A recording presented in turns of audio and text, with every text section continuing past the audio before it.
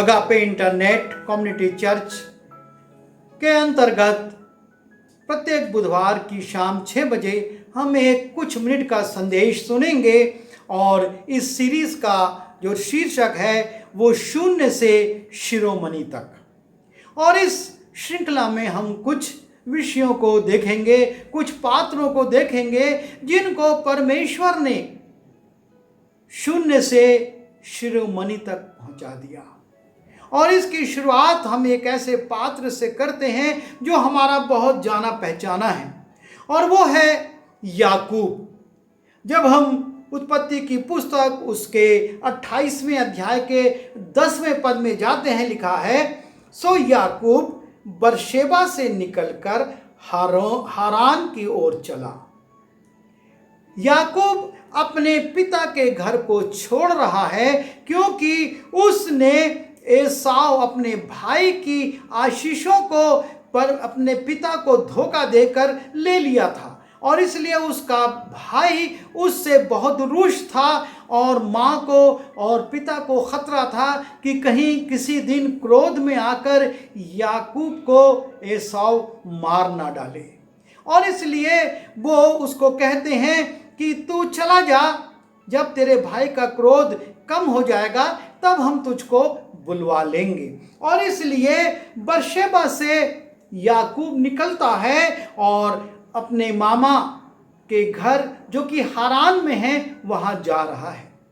और जब याकूब अपने घर से निकलता है, हम देखते हैं उसके पास कुछ भी नहीं है, ना भेड़ बकरियां हैं, ना ज्यादा धन संपत्ति है। वो अपने पिता के घर से निकल गया है, एक तरह से वो शून्य है, उसके पास कुछ भी नहीं है। और वो उस स्थान पर जो एक निर्जन स्थान है वहां पर थक कर सो जाता है और परमेश्वर का दर्शन पाता है। और उसकी जो निर्धनता है वो यहाँ पर प्रकट होती है कि लिखा है कि वो कहता है, और याकूब ने यह मन्नत मानी कि यदि परमेश्वर मेरे संग रहकर इस यात्रा में मेरी रक्षा करे और मुझे खाने के लिए रोटी और पहनने के लिए कपड़ा दे।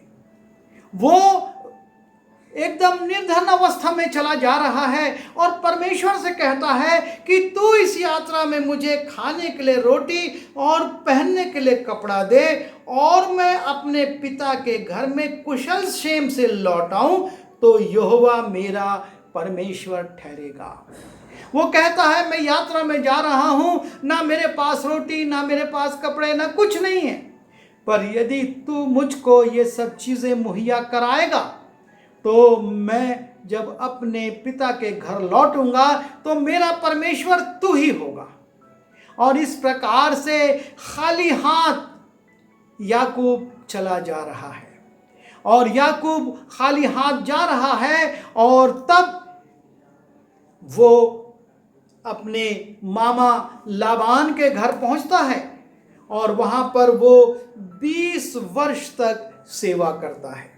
और 20 वर्ष सेवा करने के बाद जब वो लौटता है तब हम देखते हैं ये याकूब जो कि बिल्कुल खाली हाथ गया था, परमेश्वर से प्रार्थना कर रहा था कि मुझको खाने के लिए रोटी और पहनने के लिए वस्त्र देना। जब ये लौटता है तब उसके पास वो अकेला नहीं है, इतनी संपत्ति है कि हम देखते हैं कि एसाव जब मिलने आता है तो वो उसके लिए एक भाग निकालता है। एसाव जब आता है उसके लिए वो भाग निकालता है, और लिखा है उत्पत्ति उसके 32वें अध्याय के 13वें पद से, और उसने उस दिन की वो रात वहीं बिताई और जो कुछ उसके पास था उसमें से अपने भाई एसाव की भेंट के लिए छांट छांट कर निकाला, अर्थात 200 बकरियां और 20 बकरे और 200 भेड़ें और 20 मेढ़े और बच्चों समेत दूध देने वाली 30 ऊँटनियां और 40 गाय और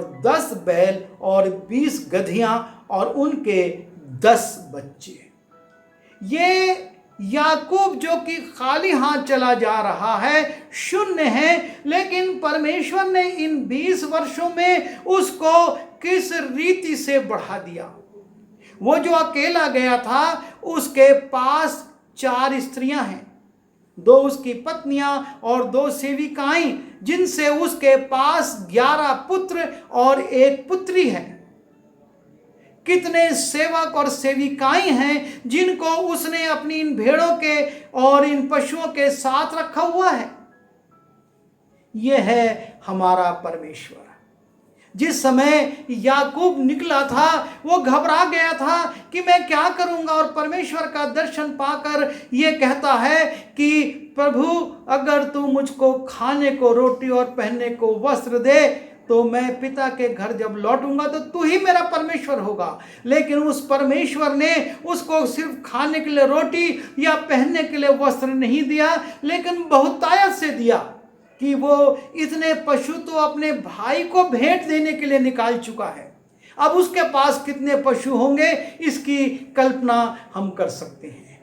यह है हमारा परमेश्वर जो शून्य से शिरोमणि बनाता है, बशर्ते हम उसके साथ जुड़े रहें। याकूब परमेश्वर के साथ साथ रहा, और इसलिए लाबान देखता है जो काम वो करता है उसमें वो आशीषित होता है। उसके पशु बढ़ते ही जाते हैं, उसके पशुओं की संख्या में, उसकी भेड़ बकरियों की संख्या में इजाफा होता है, क्योंकि जहां पर भी परमेश्वर के लोग होते हैं वो शून्य से शिरोमणि, अर्थात परमेश्वर उनको पूंछ नहीं सिर बनाता है।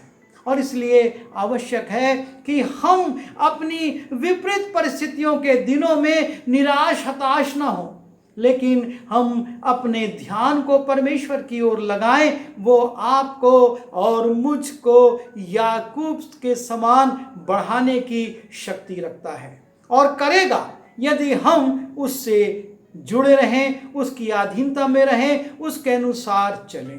प्रभु हमारी सहायता करें। आइए दुआ करें। प्रभु जी, हम धन्यवाद देते हैं याकूब के लिए, जो कि जब बर्शेबा से निकला था तो खाली हाथ था, और वो हारान में 20 वर्ष रहकर परिश्रम करता है, आपकी आशीष पाता है, और जब वहाँ से वापस आता है तो इतनी बहुतायत के साथ आता है कि उसकी गणना करना कठिन है। प्रभु, आप वही परमेश्वर हैं, और यही आशीष मैं अपने लिए और इस संदेश को सुनने वालों के लिए मांगता हूँ।